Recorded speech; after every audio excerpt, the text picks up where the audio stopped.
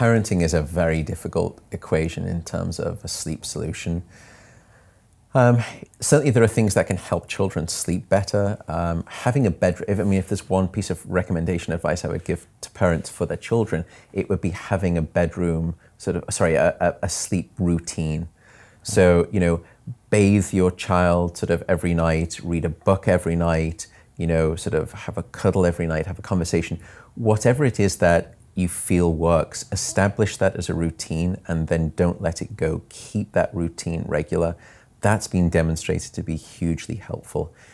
Then for parents, it's tricky. Work-life balance, harmony gets in the way. If you can try to structure it where if there are two parents, and not everyone has that, of course, but if there are, trying to think about the split shift workload, either dependent on your work schedules or dependent on your natural, what we call your chronotype.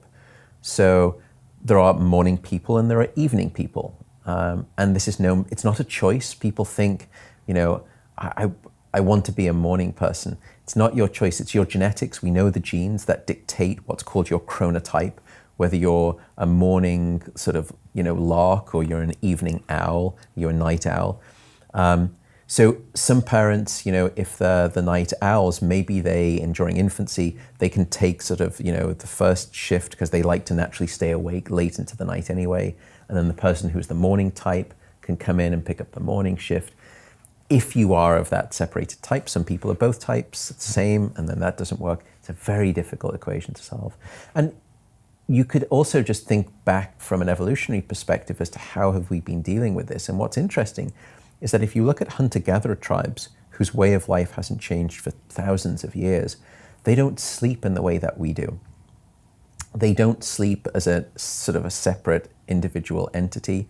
They don't tend to co-sleep. They actually group sleep. They sleep as a collective.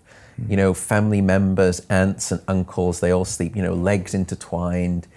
And so, sometimes childcare would actually be shared throughout the night amongst a smaller family community.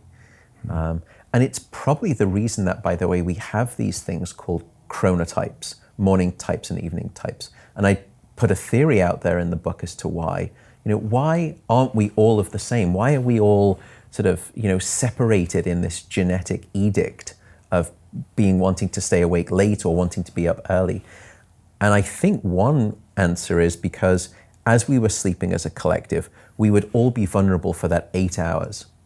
And that's a desperate vulnerability.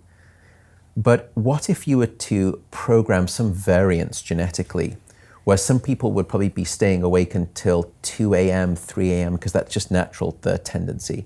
And then other people would be waking up at, let's say, 5 a.m. So now, all of a sudden, what you may have is everyone gets 8 hours of sleep, but you as a species, as a collective, you're only vulnerable for maybe just 2 or 3 hours.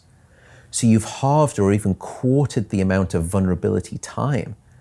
What a brilliant solution by Mother Nature. Everyone still gets 8 hours, but you're not vulnerable for 8 hours. You're only vulnerable for 2 because of the collective sleeping at different shifts. Elegant design. But coming back to the family equation, I think it's a very hard nut to crack.